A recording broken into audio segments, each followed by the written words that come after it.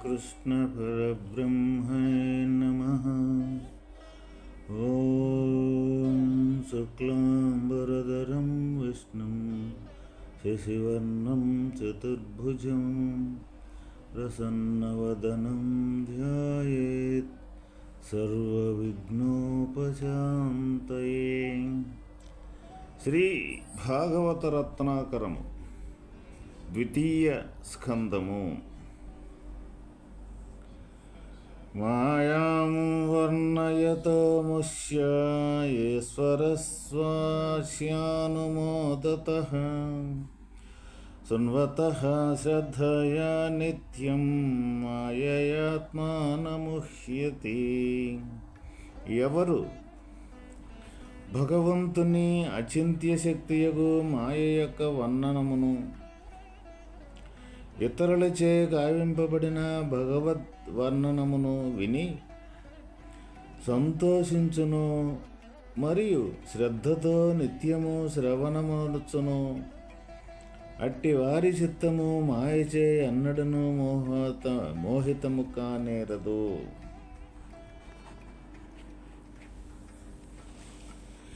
ఎవరో నిరంతరము భగవంతుని అచింత్య శక్తియగు మాయ యొక్క వర్ణనమును, ఇక్కడ ఈ మాయా అని మనం పదే పదే చెప్పుకుంటూ ఉంటున్నాం.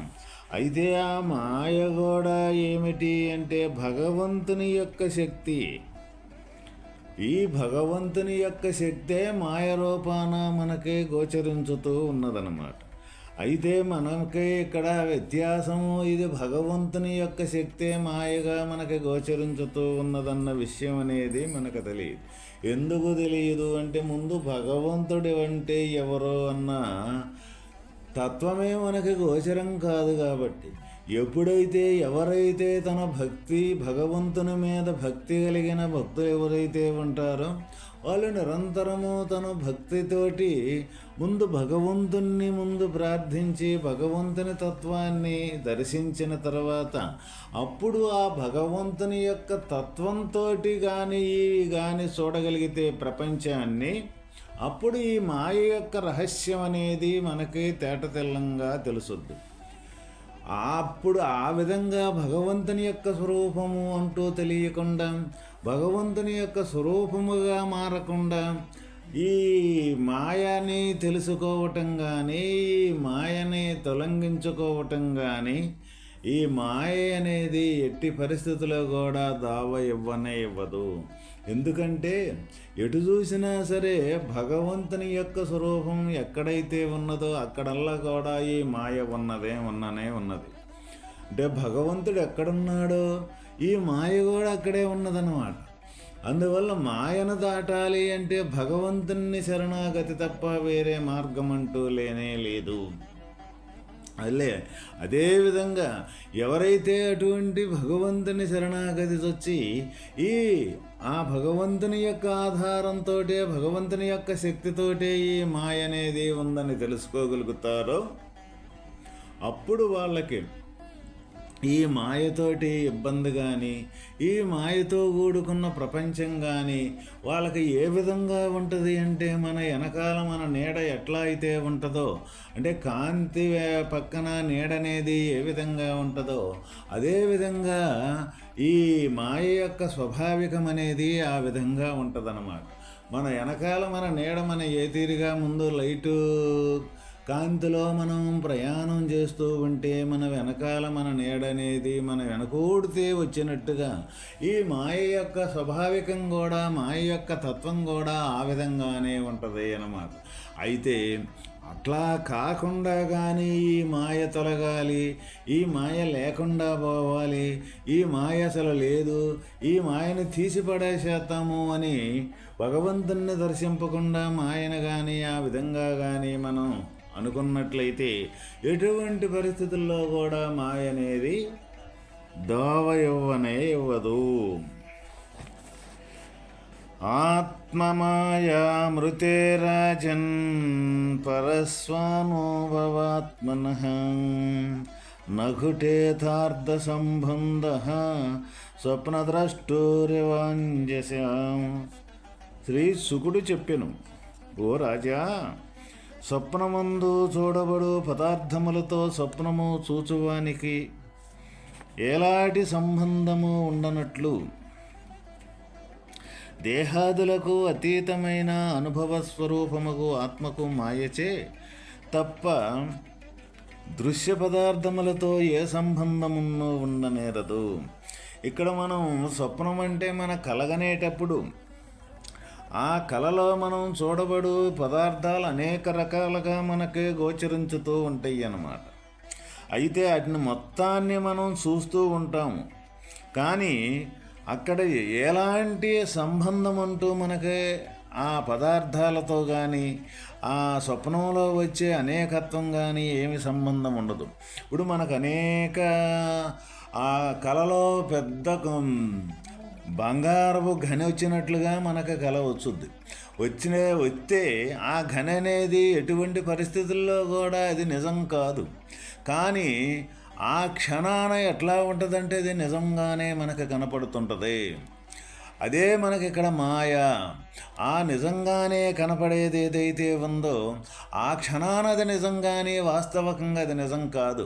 అట్లానే ఈ ప్రపంచం మొత్తం కూడా మనకి ఈ జాగ్రత్త అవస్థలో ప్రతి ఒక్కటి కూడా ఈ స్వప్నములో వచ్చి ఆ స్వప్నం ఉండంతసేపు అనుభవించేది మనం నిజంగా మనకు గోచరించినట్లుగానే ఈ జాగ్రత్తలో కూడా మనకు అదే విధంగా మనం నడిచే ప్రవృత్తి మన విధానం మొత్తం కూడా విధంగానే నిజంగా కనపడుతూ ఉంటుంది. కానీ ఏది నిజం కాదు. స్వప్నానికి ఈ జాగ్రత్తకి ఎలాంటి వ్యత్యాసం అంటూ లేనే లేదు. స్వప్నం ఎంతో ఈ జాగ్రత్త కూడా అంతే. కాకపోతే ఇక్కడ మనకి ఏం జరుగుతూ ఉన్నది, ఇక్కడ మనం ఇదే నిజం అనుకుంటాం, అక్కడ అదే నిజం అనుకుంటాం. ఏదొస్తే అది నిజం అనుకొని మనం మారిపోతూ ఉంటుంటాం. ఈ జాగ్రత్త అవస్థ వచ్చినప్పుడు ఇదే నిజం అనుకొని దీంట్లో వ్యవహారం మొత్తం కూడా తాదాప్యత చెంది ఉంటాం. మనం నిజం అనుకున్నా కానీ అది నిజం కాకుండానే మనకు తొలగిపోతూ ఉంటుంది. ఆ విషయం అనేది మనకు తెలియవడదు. అదేవిధంగా స్వప్నం కలగనేటప్పుడు ఆ కలలో వచ్చిన అయితే విషయాదులు అయితే సంఘటనలు ఉండయో అవి మొత్తం అప్పుడు నిజం అనుకుంటాం. తర్వాత మళ్ళీ మెలకు వచ్చిన వెంటనే అవి లేకుండా పోతాయి. అప్పుడు ఏమాత్రం అదే నిజం కాదు. ఈ జాగ్రత్తలో అనుభవించే ఈ మొత్తం నిజం అనుకుంటున్నాం, ఇవి నిజం కాకుండా పోతూ ఉన్నాయి. తర్వాత స్వప్నం వచ్చేటప్పుడు స్వప్నంలో కూడా అనుభవించుతూ ఉన్నాం నిజమేనని ఆ క్షణాన. అవి కూడా తర్వాత స్వప్నం పోయేటప్పుడు అవి నిజం కాకుండా పోతుంటాయి. తర్వాత ఈ రెండింటి తర్వాత సుషుప్తి, గాఢ సుషుప్తి అనేది మనకు వచ్చినప్పుడు ఆ సుషుప్తిలో ఈ స్వప్నము కానీ జాగ్రత్త కానీ ఈ రెండు అంటూ కూడా ఉండవు. అక్కడికదే నిజంగా అక్కడ మారిపోతాం. అసలు ఇంతగా మనం ఏ స్వరూపమని మనం ఎన్నుకోవాలి? ఇటు జాగ్రత్త అవస్థ మనదే, ఆ స్వరూపమా మనం? లేదు. మరి ఆ స్వరూపమే మనం అయితే అక్కడే ఉండటం లేదు కదా. మళ్ళీ వెంటనే మనం పడుకున్నప్పుడు స్వప్నం వచ్చినప్పుడు ఆ స్వప్నమే నిజం అనుకుంటున్నాం కదా. మరి ఈ స్వప్నమే నిజం అనుకున్నప్పుడు ఈ జాగ్రత్త అవస్థ ఎటుపోయింది? ఈ రకమైన విచారణ కూడా మనకు రావటం వల్ల అప్పుడు మరి ఇదే నిజం అనుకుంటున్నాం. ఇది నిజం అనుకుంటే అది లేకుండా పోయింది. తర్వాత ఆ సుషుప్తి వచ్చినప్పుడు ఆ సుషుప్తే నిజం వచ్చినప్పుడు ఈ కళ ఎటుపోయిందో లేకుండా పోయింది. మరి ఈ విధంగా మన ఓసరవిల్లెళ్ళే మనం మాయతోటి మిళితమైపోయి మాయే నిజమనుకొని ఈ ప్రపంచాన ప్రతి ఒక్క మానవుడు ఈ విధంగా జీవన గమనం అనేది చేస్తూ ఉన్నాడు. మనకే ఈ శాస్త్రాలు తెలియపరిచేది ఏంటిదంటే ఇది అంతా కూడా కల్పింపబడింది. ఏ విధంగా కల్పింపబడింది? వాస్తవమైన భగవంతుని యొక్క తత్వములో కల్పింపబడింది. కాబట్టి నువ్వు ముందు భగవంతుని యొక్క తత్వం కాడ చేరుకో. నువ్వు మాయ నిజమనుకొని మాయతోటి కొట్టుమిట్టులాడకుండా నువ్వు ముందు భగవంతుని తత్వం కాడ చేరుకొని భగవంతుని తత్వం కాడ స్థిరపడితే అప్పుడు ఇదంతా కూడా నీకు మాయగా నీకు గోచరించడం జరుగుద్ది. ఇదంతా మాయని అప్పుడు మనం అనగలుగుతాం మాయని. అందాక కూడా ఇది మాయని అనుకున్నా మాయ కాదు, నిజమే అని కనపడుతుంది. కాబట్టి ఇక్కడ మనం చేయాల్సింది, మనం ముందుకు నడవాల్సింది, మనం ప్రయాణం చేయాల్సింది ఏంటంటే ఏది వాస్తవమైన తత్వం, ఏది వాస్తవమైన స్థిరంగా ఉండే తత్వము, ఏ స్థిరమైన తత్వంలో నుంచి ఈ మార్పులన్నీ జరుగుతూ ఉన్నాయి. ఈ మార్పులు జరుగుతూ ఉన్నాయి అంటే ఈ జరిగేదానికి కారణమైన భూతం అనే ఒక స్వరూపం ఏదో ఒకటి ఉండాలి. ఏంటిది అది? అది లేనిదే ఈ మార్పు అంటూ జరిగేదానికి ఆస్కారమే లేదు. దీనికి స్వశక్తి లేదు. ఎందుకు లేదు దీనికి స్వశక్తి అంటే, ఇది మారిందంటే మళ్ళీ తర్వాత దీని స్వశక్తి ఉంటే ఆ మారిన కాడ ఇక్కడ నిలబడాల. ఇప్పుడు మనకు జాగ్రత్త అవస్థ వచ్చింది అంటే ఈ జాగ్రత్త అవస్థ దాని స్వశక్తి కానీ ఉండినట్లయితే మనకి ఆ జాగ్రత్త అవస్థ అట్లానే ఉండాలి అన్నమాట. అట్లానే ఉండాలి అంటే అది ఉండటంలా వెళ్ళిపోతున్నాం. మళ్ళీ ఎమ్మటే నిద్రలో పోయేదానికి అర్ధ నిద్ర వచ్చేటప్పటికే స్వప్నంకి వెళ్ళిపోతాం. అప్పుడు ఆడ స్వశక్తి లేనట్టే కదా. అట్లానే మరి ఇక్కడ స్వప్నంలో స్వశక్తి ఉంటే అది అట్లాగే ఉండాలి. అక్కడ మన స్వశక్తి అంటూ లేకపోతేనే మళ్ళీ అది లేకుండా మళ్ళీ గాఢ నిద్రలోకి వెళ్ళిపోతున్నాం. సరే పోనీ ఈ రెండూ లేవు, ఈ గాఢ నిద్రే గాఢ సుసుప్తే మనకి నిజం అనుకుంటామా? అది అక్కడ ఉండటంలో మరి ఏది నిజం? అందువల్ల ఇటు స్వశక్తి లేదు. ఇటుకి స్వశక్తి ఉంటే అక్కడే ఏదైతే అయ్యున్నామో అది అక్కడ నిలబడాలి. కాబట్టి ఆ నిలబడటం లేదు కాబట్టి అటు స్వశక్తి అంటూ లేదు. కాబట్టి ఈ అంటూ ఏదో ఒకటి ఆధారం మీద ఇది ఉందన్నమాట. ఈ మూడు అవస్థలు అనేది ఇంకొక ఆధారం మీద నడుస్తూ ఉన్నాయి, మారుతూ ఉన్నాయి. ఏంటిది ఆ ఆధారం? ఆ ఆధారమైన వస్తువు యొక్క విధానం తెలుసుకోవటమే ఇక్కడ భగవంతుని యొక్క తత్వాన్ని తెలుసుకోవటం. దేహాదులకు అతీతమైన అనుభవ స్వరూపముగు ఆత్మకు, ఇక్కడ ఈ దేహాదులకు అతీతమైన అనుభవపూర్వకముగు ఆత్మకు ఈ మాయచే తప్ప దృశ్య పదార్థములతో ఏ సంబంధమున్నో ఉండనేరదు. ఇప్పుడు ఈ దృశ్యానికి సంబంధించినవి మనం చెప్పుకున్న ఈ మూడు అవస్థలు, ఈ మూడు అవస్థలు కానీ ఈ మూడు గుణాలు కానీ ఈ మొత్తం కూడా దృశ్యానికి సంబంధించినవి. దృశ్యము అంటే మార్పులు చెందేదే ఇక్కడ దృశ్యము, స్థిరంగా లేనిదే ఈ దృశ్యము. అప్పుడు మనకి గుణాలు ఉన్నాయి అంటే గుణాలు మారిపోతూ ఉన్నాయి. సత్వగుణము ఉన్నంతసేపు మనకి ఆ సత్వగుణం యొక్క ప్రధానం అనేది మనకి నిర్మలముగా ఉంటుందన్నమాట. ప్రశాంతంగా ఉంటాం, ఎంతో ఆనందంగా తృప్తిగా గడుపుతాం ఆ సమయాన. అయితే తర్వాత రజోగుణం అనేది మనకు తయారైనప్పుడు, మారిపోయినప్పుడు ఈ సత్వగుణం కూడా మారిపోవటం అనేది జరుగుద్ది. మారిపోయి రజోగుణం ఎప్పుడైతే మనకు తయారవుతో అప్పుడు మనం యొక్క విధానం కోపంతో కానీ ఉగ్రరూపకం దాల్చటం కానీ, నాదే నెరవేరాలని కనీసం అనుకోవటం కానీ, నా ప్రత్యేకత అంతకంటే నాకంటే ఎక్కువెవరు లేరని ఈ విధంగా మన భావనలు మన ఆలోచనలు అనేది ఆ విధంగా ఆ రూపకంగా మారిపోవటం జరుగుద్ది. తర్వాత ఈ తమోగుణం యొక్క లక్షణం అని మనకు వచ్చిందంటే ఎప్పటికీ కూడా నిద్ర అనేది రావటం, నిద్రపోతామని అనిపించటం, లేకపోతే ఆవలింతలో పని, ఒక రోజులో అయ్యే పని 4 రోజులు గడిపే యొక్క నిదానము, ఇటువంటి ప్రవృత్తి, ఇటువంటి యొక్క మా ఆలోచన అనేది మనలో తయారవుద్దనమాట. ఈ విధంగా ఈ సత్వగుణం కానీ, ఈ రజోగుణం కానీ, ఈ తమోగుణం కానీ, ఈ 3 గుణాలు అంటూ ప్రతి ఒక్క జీవరాశిని కూడా ఈ మాయ చేత బంధించి ఇదే నిజము అనుకొని ప్రపంచాన్ని మొత్తాన్ని ఉర్రూతలోగించేది ఈ 3 గుణాల యొక్క స్వాభావికాలేను. ఈ 3 గుణాలు అంటూ లేకపోతే ఈ మాయకంటూ బలం అంటూ లేనే లేదు. అందువల్ల ఈ 3 రకాలుగా ఈ విధంగా మార్పులు చెందించి మనిషి యొక్క జ్ఞానాన్ని అపహరించి ఈ ప్రపంచమే నిజము అనుకొని ఇందులోనే సతమతమవుతూ ఇదే శాశ్వతం అనుకొని దీంట్లో కొట్టుమిట్టులాడుతూ నేను పుట్టామనుకోని, నేను పెరిగామనుకోని, నేను నశించామనుకోని, అవి కూడా 3. పుట్టడం ఒక ఎత్తు, తర్వాత పెరుగుతున్నాము, పోషింపబడేది ఒకటి, తర్వాత ఇక్కడ మళ్ళీ లయమైపోయేది ఒకటి. దానికే ఇక్కడ బ్రహ్మ విష్ణు మహేశ్వరులని మనకు పెద్దలు పెట్టారన్నమాట. ఈ విధంగా మన జీవితం అనేది ఇట్లా ఈ మార్పులు చేర్పులు జరిగేదే నిజం అనుకుంటూ ఉన్నాం. కానీ ఇక్కడ ఏం చెబుతూ అనుభవపూర్వకంగా ఆత్మకు మట్టికి ఈ దృశ్య పదార్థములతో ఎలాంటి సంబంధం అంటూ లేనే లేదు అని చెప్తున్నారు.